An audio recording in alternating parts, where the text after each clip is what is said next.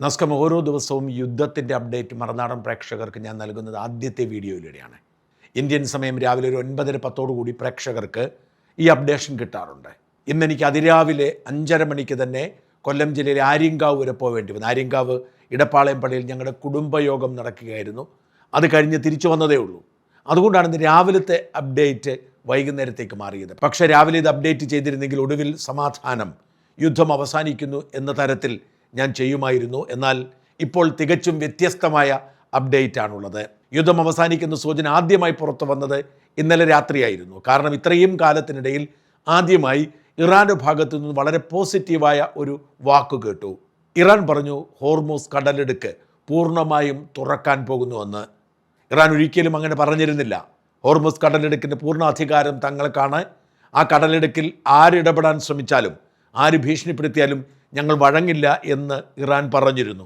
എന്നാൽ ഇറാൻ ഇന്നലെ അപ്രതീക്ഷിതമായി പറഞ്ഞു ഹോർമൂസ് കടലിടുക്ക് ഞങ്ങൾ പൂർണ്ണമായും തുറക്കുന്നു.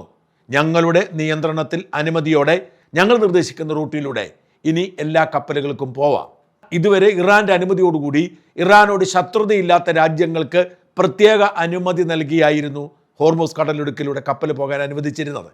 ഇന്ത്യക്കും പാകിസ്ഥാനും ചൈനയ്ക്കുമൊക്കെ ആ അനുമതി ഉണ്ടായിരുന്നു. എന്നാൽ പാശ്ചാത്യ രാജ്യങ്ങളിലെ കപ്പലോ ആ രാജ്യങ്ങളിലേക്കുള്ള ഗതാഗതമോ അനുവദിച്ചിരുന്നില്ല.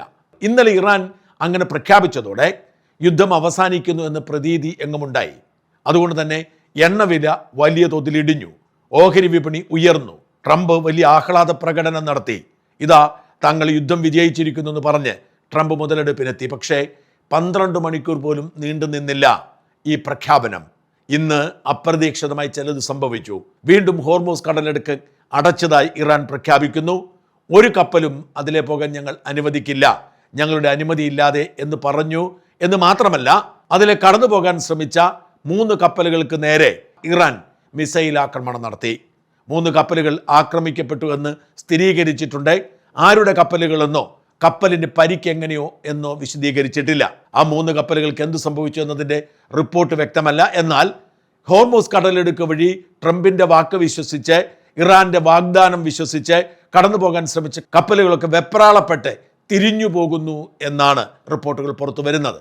ഇതിൻ്റെ ഉത്തരവാദിത്വം മുഴുവൻ ട്രംപിനാണ്. ട്രംപിന് യുദ്ധം അവസാനിച്ചാൽ മാത്രം പോരാ, താൻ വിജയിച്ചു, തൻ്റെ നേട്ടം കൊണ്ട് ലോകത്തിന് സമാധാനമുണ്ടായി എന്ന് തെളിയിക്കുകയും വേണം. അനാവശ്യമായ യുദ്ധത്തിലേക്ക് ഇറാനെ വലിച്ചിഴച്ചു, അനാവശ്യമായി സംഘർഷമുണ്ടാക്കി, ഗൾഫ് രാജ്യങ്ങളുടെ നിലനിൽപ്പിനെ ബാധിക്കുന്ന തരത്തിൽ സംഘർഷം വ്യാപിപ്പിച്ചു, അവരൊക്കെ കൈകാലിട്ടടിക്കുന്ന സാഹചര്യം സൃഷ്ടിച്ചു. എന്നിട്ട് ഒടുവിൽ ഇറാൻ വിട്ടുവീഴ്ച ചെയ്ത് യുദ്ധം അവസാനിക്കാൻ തീരുമാനിച്ചപ്പോൾ അതിന് ടോർപിഡോ വെച്ചു ട്രംപ് എന്ന് പറയേണ്ടിയിരിക്കുന്നു.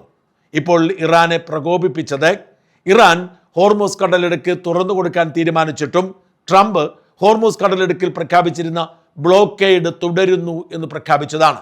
ഇറാനോട് മല്ലിടുന്നതിന് വേണ്ടി ഏതാനും ദിവസങ്ങൾക്ക് മുമ്പ് ട്രംപ് ബ്ലോക്കേഡ് പ്രഖ്യാപിച്ചിരുന്നു. എന്ന് വെച്ചാൽ ഹോർമൂസ് കടലിടുക്കിലൂടെ ഒരു കപ്പലും പോവേണ്ടതില്ല എന്ന് ട്രംപ് തീരുമാനിക്കുന്നു. ഇതുവരെ ഇറാൻ തീരുമാനിക്കുന്നത് പോലെയാണ് പോയിക്കൊണ്ടിരുന്നത്.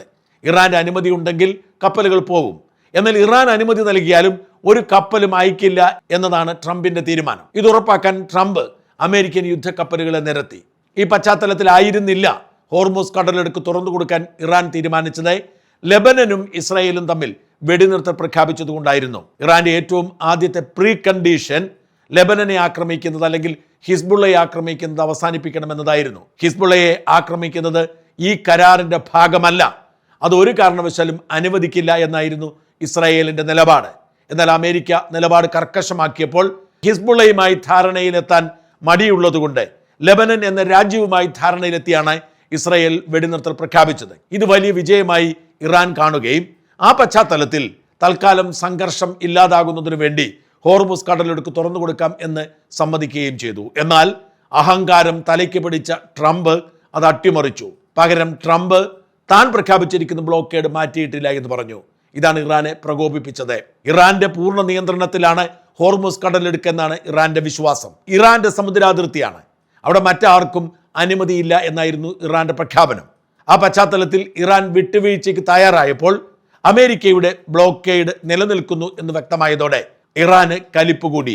അതുകൊണ്ട് തന്നെ സമാധാനം ആഗ്രഹിക്കാത്ത അമേരിക്കയുമായി ചർച്ച ചെയ്യുന്നതിൽ അർത്ഥമില്ല എന്ന് പറഞ്ഞ് അവർ പിൻവലിക്കുകയായിരുന്നു ഹോർമുസ് കടലിടുക്കിലെ കപ്പൽ ഗതാഗതം. ഹോർമുസ് കടലിടുക്കിലെ ഉപരോധം തുടരും എന്ന് പ്രഖ്യാപിച്ചതിന് തൊട്ടു പിന്നാലെ അത് മറികടക്കാൻ ശ്രമിച്ച കപ്പലുകൾക്ക് നേരെ ഇറാൻ ആക്രമണവും അഴിച്ചുവിട്ടു. ലോകം അക്ഷരാർത്ഥത്തിൽ നടുങ്ങിപ്പോയ നിമിഷമാണിത്. യുദ്ധം അവസാനിക്കുന്നെന്ന് പ്രതീക്ഷ എല്ലായിടത്തും ഉണ്ടായിരുന്നു. ഗൾഫ് രാജ്യങ്ങളിൽ ഭാഗികമായി വിമാന സർവീസുകൾ പുനഃസ്ഥാപിച്ചിരുന്നു. കുറെ കാലത്തിന് ശേഷം പലരും വിമാനയാത്രയ്ക്ക് ഇറങ്ങി പുറപ്പെട്ടു. ഇന്ധനവില ഗുണകരമായ മാറ്റം വരുത്തി. ലോകം വീണ്ടും പഴയപടിയിലേക്ക് നീങ്ങുമെന്ന സാഹചര്യം രൂപപ്പെട്ടു. എന്നാൽ അതിന് പാര വെച്ചുകൊണ്ടാണ് ട്രംപിന്റെ അനാവശ്യമായ ബ്ലോക്കേഡ് ഇറാനെ പ്രകോപിപ്പിച്ചതും ഇപ്പോൾ ഇറാൻ വീണ്ടും യുദ്ധം പ്രഖ്യാപിച്ചതും.